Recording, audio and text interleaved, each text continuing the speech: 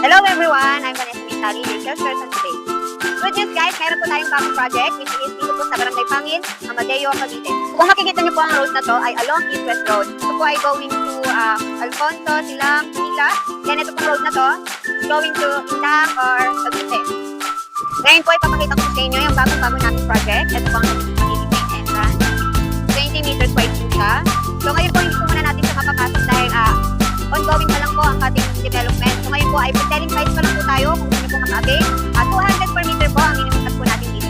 Starting price po natin dito ay 7,700 per square meter up to 14,000 per square meter po ang selling po natin.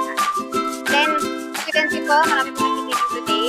Kung interesado ka, gusto mo bang makahabol sa ating selling price, message mo na ako ngayon na. Bye!